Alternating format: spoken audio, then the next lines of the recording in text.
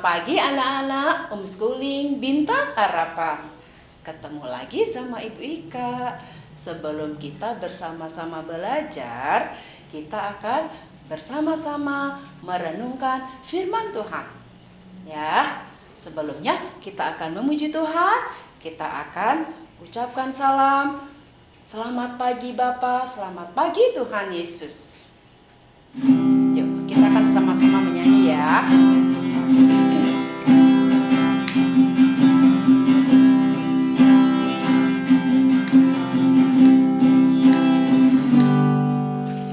Selamat pagi Bapa, selamat pagi Yesus, selamat pagi Roh Kudus.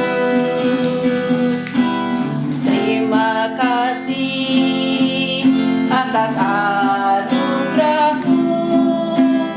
Semalam telah berlalu, ku memuji, ku bersyukur, ku muliakan nama-Mu. Allah Bapa, Putra Roh Kudus, terima kasih. Sekali lagi. Selamat pagi Bapa, selamat pagi Yesus, selamat pagi Roh Kudus. Terima kasih atas anugerah-Mu. Semalam telah berlalu, ku memuji, ku bersyukur, muliakan nama-Mu. Allah Bapa, Putra Roh Kudus, terima kasih. Allah Bapa, Putra Roh Kudus, terima kasih. Ya, anak-anak, kita harus selalu berterima kasih, bersyukur kepada Tuhan. Hari ini kita diberi kesehatan, kita diberi nafas untuk hidup, sehingga kita boleh kembali ke sekolah. Anak-anak, sebelum kita akan mendengarkan firman Tuhan, kita siapkan hati kita akan angkat pujian seperti rusa rindu sungai-Mu Tuhan. Dalam sikap berdoa kita akan menyanyi ya.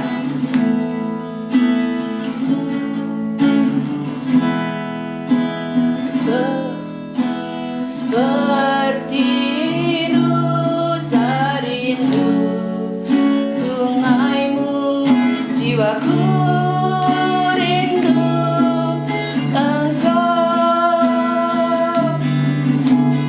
Kaulah Tuhan hasrat hatiku, ku rindu menyembah-Mu.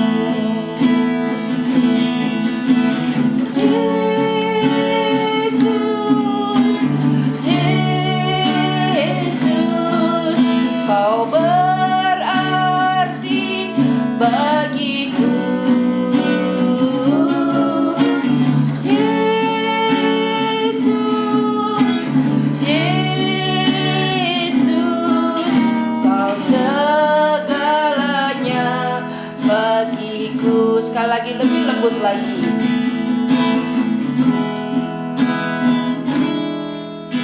Seperti rusa rindu sungai-Mu, jiwaku rindu Engkau. Kaulah Tuhan hasrat hati. rindu menyembahmu. Malah kekuatan. Engkau kekuatan dan perisaiku, kepadamu aku berserah. Kaulah Tuhan hasrat hatiku, ku rindu menyembahmu. Yesus, Yesus. Yesus, Yesus, kau berarti bagiku. Yesus, Yesus, kau segalanya bagiku.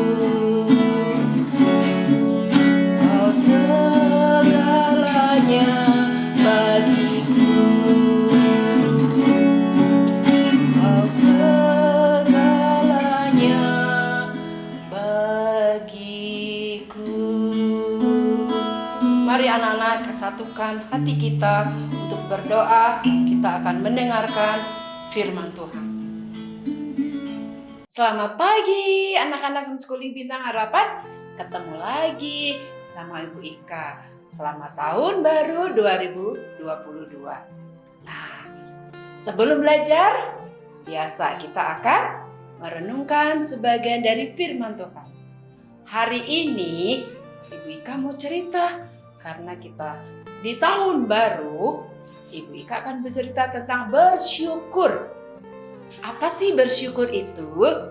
Bersyukur artinya berterima kasih kepada Tuhan. Ya, coba kalau kalian dari tahun 2021 sekarang 22. Nah, sekarang di tahun 2021 pasti kalian banyak kenangan. Ya, baik yang menyenangkan ataupun yang tidak menyenangkan. Coba, siapa yang suka marah-marah? Siapa yang suka bete? Kesel. Nah, sekarang kita belajar bersyukur.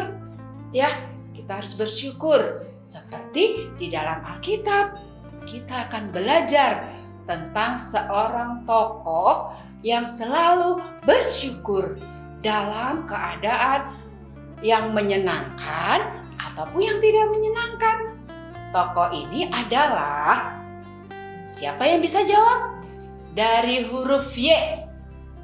Ya, coba siapa ya? Nah, dia adalah seorang yang sangat disayang sama papahnya. Dia itu punya banyak saudara. Siapa kira-kira namanya? Siapa? Yeremia? Bukan. Dia adalah Yusuf. Iya, Yusuf. Yusuf adalah anak Pak siapa? Bapak Yakub. Dia mempunyai 12 bersaudara. Wah, banyak sekali anak-anak yang 12. Nah, tapi dia itu anak yang paling disayang sama papanya. Sehingga kokok-kokoknya ya, saudara-saudaranya ini iri, benci sama Yusuf. Nah, suatu saat papanya memberi jubah yang indah sekali kepada Yusuf. Apa yang terjadi anak-anak? Kokoknya yang lain ngelihat ya. Kalau Yusuf ini anak yang nomor 11, anak-anak ya. Dia punya dedek namanya Benyamin ya. Jadi kokoknya 10. Kokok lakinya ya. Nah, kokoknya ngelihat, aduh, ini anak enak sekali ya. Semakin benci mereka, semakin iri kepada Yusuf. Nah, apa yang terjadi dengan Yusuf? Ya, satu ketika kokoknya ini sedang mengembalakan domba mereka. Kalau mereka itu mengembalakan domba itu jauh anak-anak ya, gak deket. Jadi tidak pulang dari pagi, gak sore terus pulang, enggak anak-anak. Kalau mereka mengembalakan domba itu lama. bukan seminggu, 2 minggu, bisa berbulan-bulan mereka itu pergi. Ya, nah suatu hari papanya itu panggil Yusuf. Yusuf sini ya, ada apa papa? Nah Yusuf, kamu pergi ke, ya tengok koko, ya tengok kakak-kakak kalian, kakak-kakak kamu yang ada yang sedang membalakan domba. Kira-kira Yusuf mau nggak ya?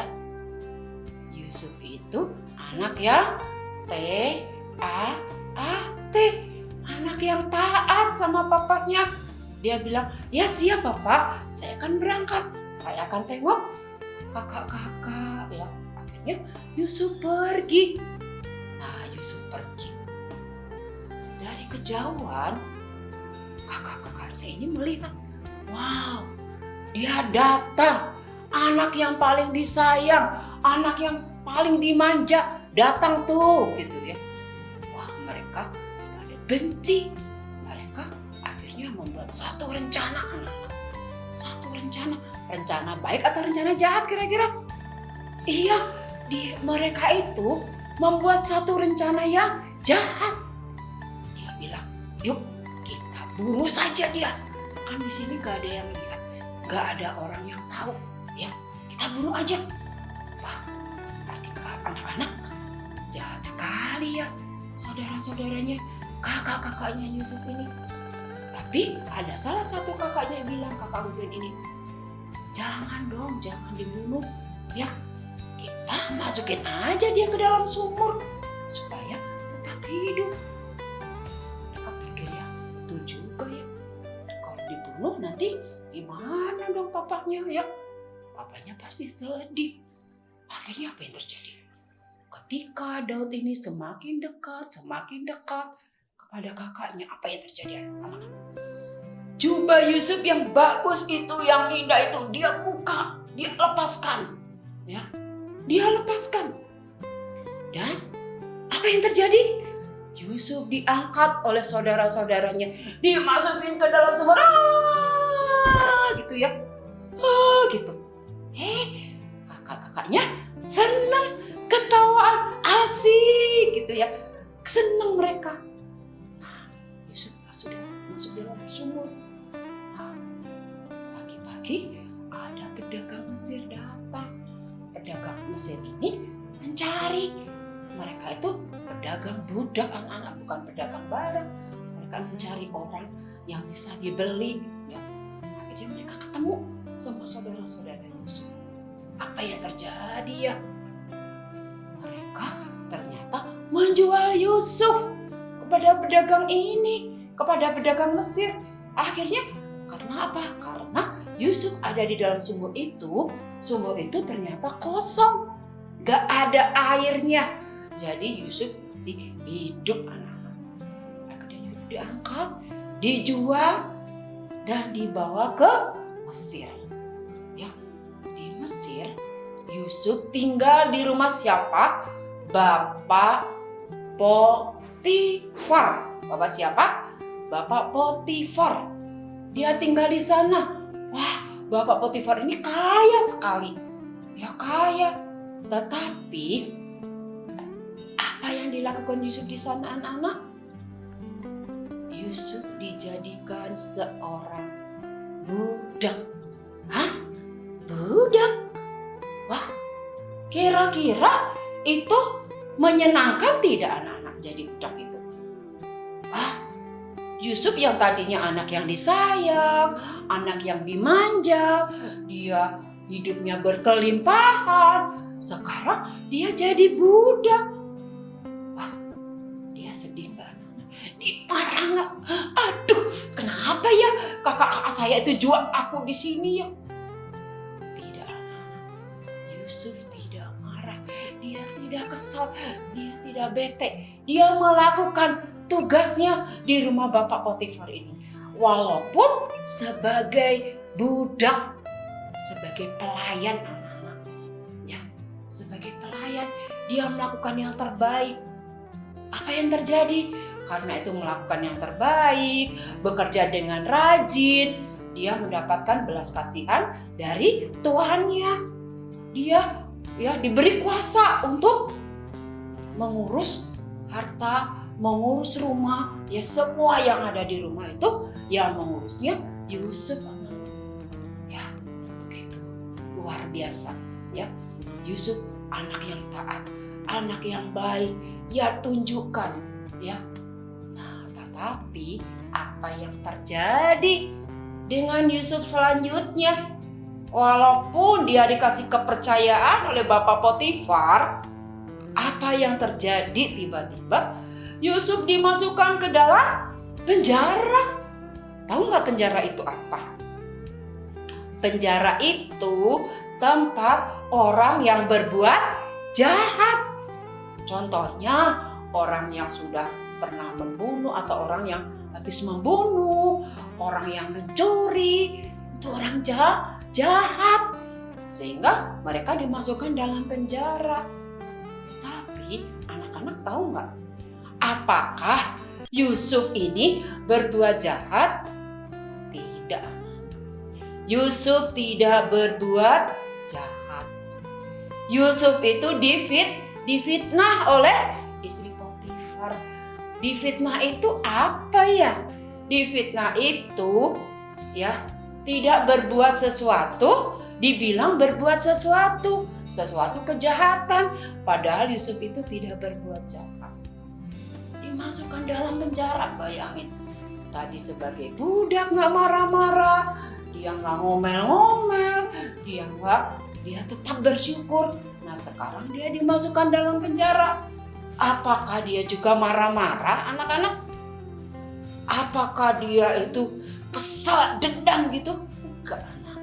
Tidak seperti itu. Ya, tetap dia bersyukur di dalam penjara. Ya, dia menunjukkan sikap yang baik. Ya, dia tetap melakukan yang baik. Sampai dia juga mendapat kasih dari siapa? Dari kepala penjara. Bayangin ya, tadi dia dapat belas kasihan dari Bapak Potifar, sekarang dari kepala penjara. Ya, dia dipercayakan ya untuk apa? Mengawasi semua orang yang ada di dalam penjara. Ya, dipercayakan kepada Yusuf. Dan pekerjaan yang ada di dalam penjara itu Yusuf yang mengurusnya. Kenapa ya Yusuf disayang sama kepala penjara? Kira-kira kenapa? Iya, karena Yusuf menunjukkan sikap yang baik. Dia melakukan pekerjaannya dengan baik, dengan rajin. Ya, tidak hanya sampai di situ. Kenapa sih Yusuf itu bisa bersyukur kepada Tuhan? Karena Yusuf itu anak yang taat kepada Tuhan. Ya, karena firman Tuhan yang didengar bukan hanya didengar saja, tetapi firman itu dilakukannya juga di dalam hidupnya. Buktinya apa? Kalau Yusuf itu mendengar firman Tuhan, ya, mendengar firman Tuhan, bukan hanya dia mendengar saja, tetapi dia melakukan. Buktinya apa? Ketika saudaranya ya, ketika kokok-kokoknya ini datang ke Mesir meminta maaf kepada Yusuf, apa yang dilakukan Yusuf? Dendamkah Yusuf? Tidak. Yusuf mengampuni mereka. Ya, inilah bukti bahwa Yusuf juga melakukan firman Tuhan. Yusuf yang selalu bersyukur kepada Tuhan. Nah, kita juga sama anak. Tuhan itu mengasihi kita. Kita harus selalu bersyukur. Kita tidak boleh marah-marah. Ya, kita tidak boleh bilang bosen aku sekolah seperti ini aja. Tidak, anak. Kita harus bersyukur. Kita punya guru-guru yang baik, ya, yang boleh mengajari kita, ya, memberikan pengetahuan. Ya, kita harus bersyukur. Kita punya mama, punya papa yang baik, yang selalu bekerja untuk memenuhi kebutuhan kita. Ya, jadi anak-anak jangan marah, jangan kesel. Walaupun kadang-kadang ngeselin, ada yang bikin kesel, Tapi kalian jangan kesel. Ya, mungkin maminya bikin kesel. Aku hari ini nggak boleh nonton. Aku hari ini nggak boleh main game. Ya, jangan kesel, jangan marah. Mungkin kalian masih ada pekerjaan yang belum diselesaikan.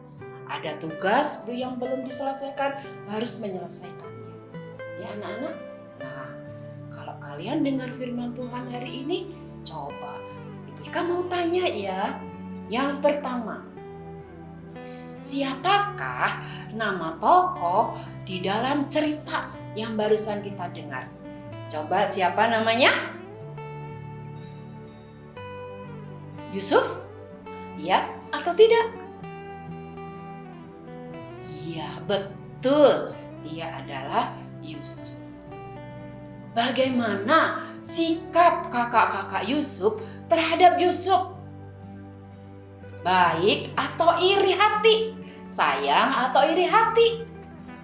Coba pilih yang mana? Iya, iri hati. Benci, iri hati. Sekarang yang ketiga ya. Mengapa Yusuf dimasukkan dalam penjara? Apakah dia berbuat jahat?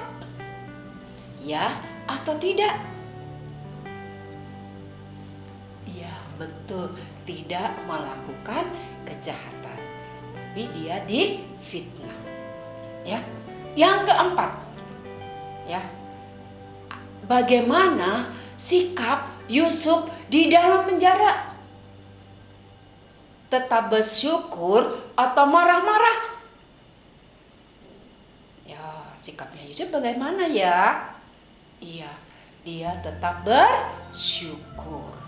Dan yang terakhir, kelima, apa yang bisa kita contoh dari Yusuf anak-anak? Apa yang bisa kita contoh? Ya, dia selalu bersyukur kepada Tuhan. Dalam keadaan yang menyenangkan ataupun yang tidak menyenangkan, dia selalu bersyukur. Kita juga sama, kita harus selalu bersyukur kepada Tuhan memberkati firman Tuhan pagi ini ya. Kita akan menghafalkan ayat sama-sama. Ayat hafalan hari ini diambil dari 1 Tesalonika 5 ayat 18. Mengucap syukurlah dalam segala hal, sebab itulah yang dikehendaki Allah di dalam Kristus Yesus bagi kamu. Anak-anak, kita berdoa ya sebelum kita belajar.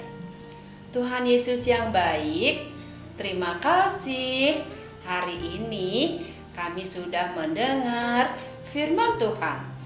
Tuhan, kami mau seperti Yusuf yang selalu bersyukur kepada Tuhan. Baik ketika kami dalam keadaan senang ataupun di dalam keadaan yang tidak menyenangkan. Tuhan, sebentar lagi kami mau belajar. Tambahkan hikmat kepada kami. Berkati guru-guru kami. Berkati papa mama kami yang sedang bekerja. Terima kasih Tuhan. Di dalam nama Tuhan Yesus kami sudah berdoa. Amin. Selamat belajar anak-anak ya. Ketemu lagi minggu depan. Tuhan Yesus memberkati kita semua. Amin.